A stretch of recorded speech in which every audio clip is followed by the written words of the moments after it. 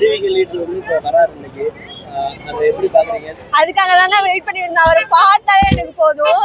அவரை பார்த்தாலே எனக்கு போதும். அவரை பார்த்தாலே அப்படியே செத்து போனாலுமே எனக்கு கவலை கிடையாது.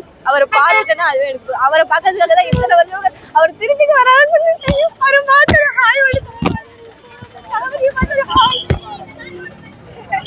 விஜய் பார்க்க போறீங்க, எப்படி இருக்கு?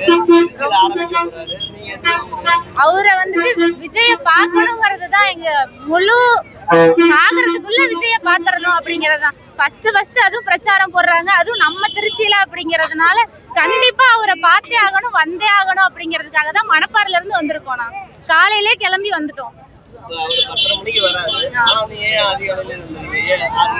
அந்த டைமிங்க்கு எப்படி இருக்குன்னு தெரியாது. டிராபிக் ஆயிரும், நெரிசல் ஆயிரும். அந்த மாதிரி இருக்கிறனால முன்னாடியே வந்துடணும், முன்னாடியே வந்து சேஃபா நிக்கணும் அப்படிங்கறதுக்காகவே காலையிலே சீக்கிரமாவே கிளம்பி வந்துட்டோம். 6 மணிக்கெல்லாம் வந்தாச்சுங்க. விஜய் வரதுக்கு காவல்துறை பல கட்டுப்பாடுகள் போட்டிருக்காங்க. ஆமா, அது எதனால நீங்க நினைக்கிறீங்க? அவங்க வந்து கட்டுப்பாடெல்லாம் போடதான் செய்வாங்க. போட போட போட எல்லா கட்டுப்பாடையும் எல்லாமே உடைச்சிட்டு தளபதி வந்து நிப்பாரு. அவர்னால முடியாதது எதுவுமே இல்ல. வந்து இறங்கிட்டாரு, இறங்கணும்னு முடிவு பண்ணிட்டாருன்னா இறங்கிட்டு மக்களுக்காக என்ன செய்யணுமோ எல்லாமே செஞ்சுட்டு தான் வெளியே போவார். வெளியே போக மாட்டாரு. முழுசா எல்லாமே மக்களுக்காக செய்யணும் தான் இறங்கி இருக்காரு. அதனால முழுசா மக்களுக்கே எல்லா பணியும் செஞ்சு முடிப்பாரு. கண்டிப்பா தளபதி தான் வெற்றி பெறுவார்.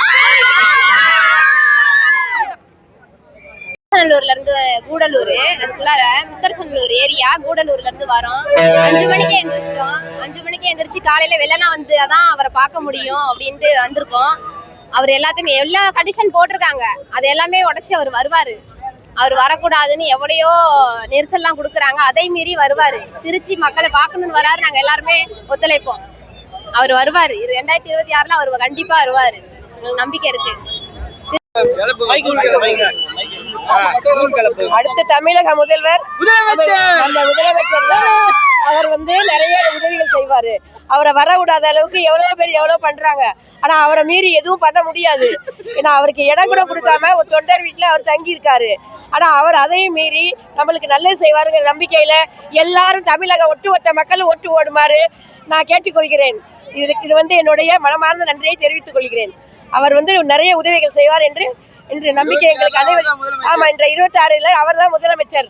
அவருக்கு அனைவரும் ஓட்டு போடுமாறு மிகவும் பணிவோடு கேட்டுக்கொள்கிறேன்.